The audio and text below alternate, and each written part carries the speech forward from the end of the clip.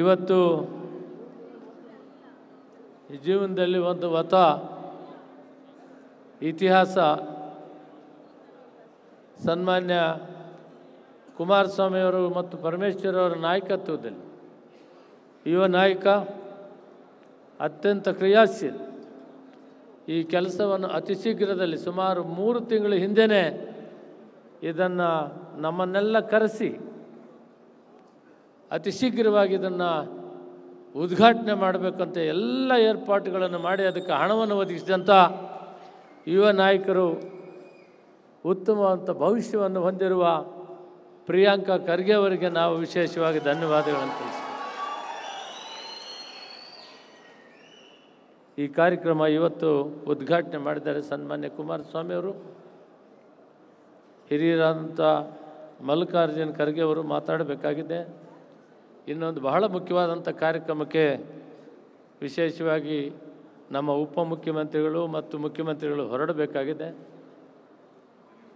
ನಾನು 2-3 ಮಾತನ್ನು ಹೇಳಿ ಮುಗಿಸ್ತೇನೆ, ಇದನ್ನು ಹೆಚ್ಚಿಗೆ ಮಾತಾಡೋದಿಲ್ಲ. ಇತಿಹಾಸದಲ್ಲಿ ಈ ದಿನ ಸುವರ್ಣಾಕ್ಷರಗಳಲ್ಲಿ ಬರೀಬೇಕು. ತಮ್ಮ ಕಾಲ ಮೇಲೆ ತಾವು ನಿಂತ್ಕೊಳ್ಳೋದಕ್ಕೆ ಗಾಂಧೀಜಿಯವರು, ಬಾಬಾ ಸಾಹೇಬ್ ಅಂಬೇಡ್ಕರ್ ಅವರ ಸಿದ್ಧಾಂತ, ನಾವೆಲ್ಲ ಸ್ವಾಭಿಮಾನಿಗಳಾಗಿ ಜೀವನ ಮಾಡಬೇಕು, ಭಾರತದ ಕಟ್ಟಕಡೆ ಪ್ರಜೆಗೆ ಸಾಮಾಜಿಕ, ಶೈಕ್ಷಣಿಕ, ಆರ್ಥಿಕ ಸಮಾನತೆಯನ್ನು ಕೊಡಬೇಕು ಅಂತ ಏನು ಒಂದು ಸಂವಿಧಾನ ಇದೆ, ಅದಕ್ಕೆ ಬದ್ಧವಾಗಿ ಇವತ್ತು ಈ ಕೆಲಸವನ್ನು ಮಾಡಿದ್ದಾರೆ ಸನ್ಮಾನ್ಯ ಮುಖ್ಯಮಂತ್ರಿಗಳು, ಉಪಮುಖ್ಯಮಂತ್ರಿಗಳು. ಬಹಳ ಹೃದಯಪೂರ್ವಕವಾಗಿ ಅವರಿಗೆ ನಾವು ಧನ್ಯವಾದಗಳನ್ನು ತಿಳಿಸೋಣ ಅಂಥೇಳಿ ಈ ಸಂದರ್ಭದಲ್ಲಿ ನಾನು ಹೇಳ್ತೇನೆ. ಪ್ರಿಯಾಂಕಾ ಖರ್ಗೆ ಅವರು ಸುಮಾರು ಬಂದ ಮೊದಲು 1 ತಿಂಗಳಲ್ಲಿ ತಯಾರು ಮಾಡಿ ನಮ್ಮನ್ನು ಕರೆಸೇ ಬಿಟ್ಟರು.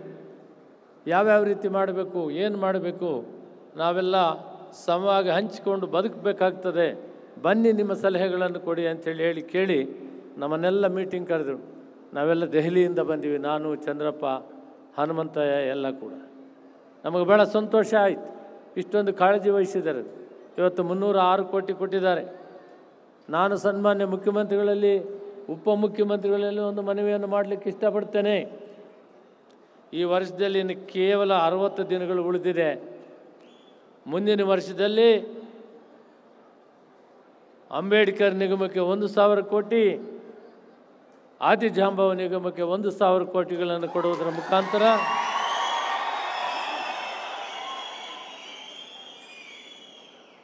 ಈ ಜನರ ಸಮವಾಗಿ ಬೆಳವಣಿಗೆ, ಅಭಿವೃದ್ಧಿ, ಸ್ವಾಭಿಮಾನ, ತಮ್ಮ ಕಾಲ ಮೇಲೆ ತಾವು ನಿಲ್ಲುವಂಥ ಕೆಲಸ ಮಾಡೋದಕ್ಕೆ ಸನ್ಮಾನ್ಯ ಮುಖ್ಯಮಂತ್ರಿಗಳು, ಉಪಮುಖ್ಯಮಂತ್ರಿಗಳು ಅನುವು ಮಾಡಿಕೊಡ್ಬೇಕಂಥೇಳಿ ಇನ್ನು ಮಿಕ್ಕ ವಿಷಯಗಳನ್ನು ಈ ಸಭೆಯಲ್ಲಿ ನಾನು ಪ್ರಸ್ತಾಪ ಮಾಡೋಕ್ಕೆ ಇಷ್ಟಪಡುವುದಿಲ್ಲ. ಅತ್ಯಂತ ಹಿರಿಯ ನಾಯಕರಾದಂಥ ಮಲ್ಲಿಕಾರ್ಜುನ ಖರ್ಗೆ ಸಾಹೇಬ್ರ ಹತ್ರ ಹಲವಾರು ವಿಷಯಗಳನ್ನು ನಾನು ಚರ್ಚೆ ಮಾಡಿದ್ದೀನಿ. ಅದು ಈ ಸಭೆಯಲ್ಲಿ ಬೇಡ, ಮುಂದೆ ಮಾತಾಡೋಣ ಅಂತ ಹೇಳ್ತಾ ಈ ಕೆಲಸವನ್ನು ಮಾಡೋಕ್ಕೆ ಮತ್ತೊಮ್ಮೆ ಸರ್ಕಾರಕ್ಕೆ ನಾನು ಧನ್ಯವಾದಗಳನ್ನು ಹೇಳ್ತಾ ಪ್ರಸ್ತಾವನೆ ತೆಗೆದು ಅಂಬೇಡ್ಕರ್ ನಿಗಮ ಮತ್ತು ಆದಿಜಾಂಬವ ನಿಗಮಕ್ಕೆ ಎರಡೂ ಕೂಡ ಸಮವಾಗಿ 1,000 ತಲಾ ಕೋಟಿ ರೂಪಾಯಿಗಳನ್ನು ಬಿಡುಗಡೆ ಮಾಡಿಸ್ಕೊಳ್ಬೇಕು ಸರ್ಕಾರದಲ್ಲಿ.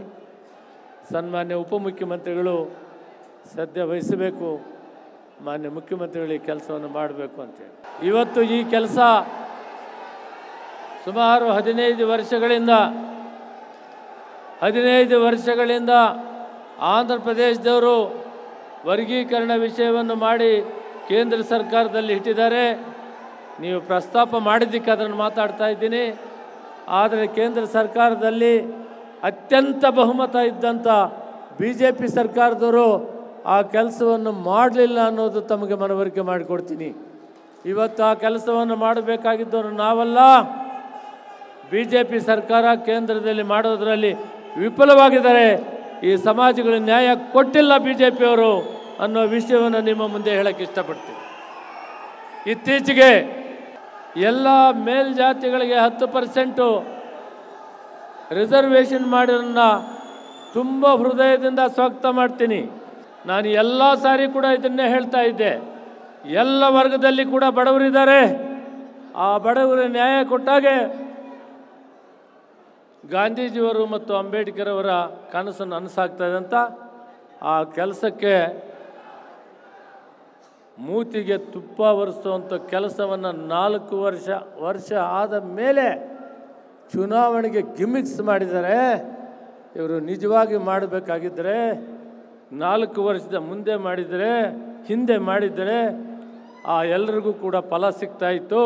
ಇದು ಕೇವಲ ಓಟ್ ತೆಗೆದುಕೊಳ್ಳೋಕೆ ಮಾಡಿದ್ದಾರೆ ಅನ್ನೋದನ್ನು ನಿಮಗೆ ಮನವರಿಕೆ ಮಾಡ್ತಾ, ಇದೇ ವರ್ಗೀಕರಣದ ವಿಷಯ 15 ವರ್ಷದಿಂದ.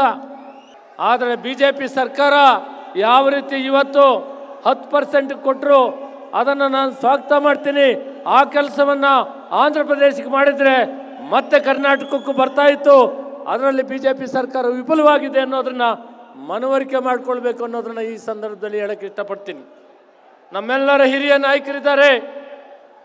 ನಾನು ಅವರ ಹತ್ರ ಮಾತಾಡಿದ್ದೇನೆ, ಖರ್ಗೆ ಸಾಹೇಬ್ರ ಹತ್ರ.